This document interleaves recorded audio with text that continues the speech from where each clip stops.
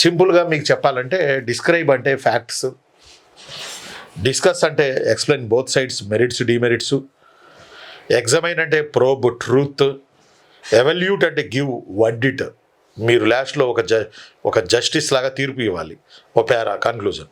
Trace అంటే show time line, trace the evolution of local self government చూడాల్సి అంటే show time line ఇచ్చుకుంటా పోవాలి. ట్రేస్ అవుట్ అంటేనే, లేకపోతే టైమ్ లైన్ దేనికి ఇవ్వాల్సిన అవసరం లేదు. తర్వాత ఇలస్ట్రేట్ అంటే ఎగ్జాంపుల్స్, కేస్ స్టడీస్ ఇవ్వాలి. హైలైట్ ది అని మొదలు పెడతాడు, మోస్ట్ ఇంపార్టెంట్ పాయింట్స్ రాయాలి, అన్నెసరీ పాయింట్స్ అవాయిడ్ చేయాలి. హైలైట్ అని క్వశ్చన్లు అడిగితే మనకు లక్కీ. ఎలాబరేట్ అంటే give detailed explanation with example, more depth. ఇలా ఇలా ఇలా అడుగుతాడు. ఇలా అడిగినప్పుడు దీన్ని బట్టి ఆన్సర్ రాయాలి బాస్, దీన్ని బట్టి ఆన్సర్ రాయాలి. అయితే సార్ మీకు చిన్న లక్కీ ఏంటంటే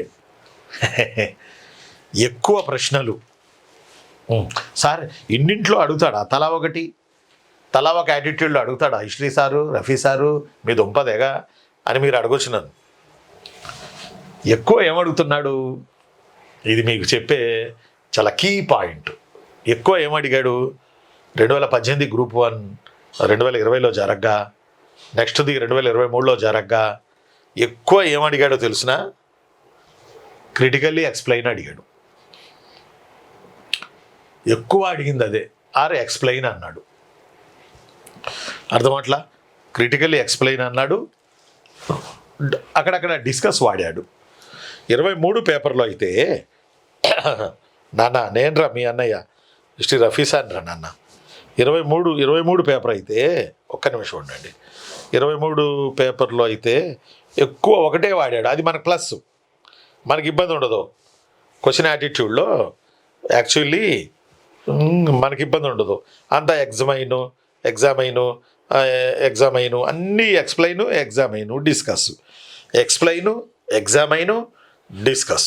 క్రిటికల్ ఎగ్జామైను, ఇవి తప్ప ఈ క్వశ్చన్ అడిగే యాటిట్యూడ్లో కొత్త ఏం అడగల, అడుగుతున్నాడు ఎక్కువ.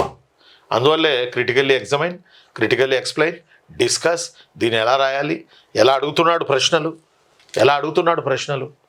ఆ ప్రశ్నల యాటిట్యూడ్ ఏంటి, ప్రశ్నల మెథడ్ ఏంది, వీటికి సంబంధించి ఈరోజు మనం ఈ క్లాస్ చెప్పుకోవడం జరిగింది.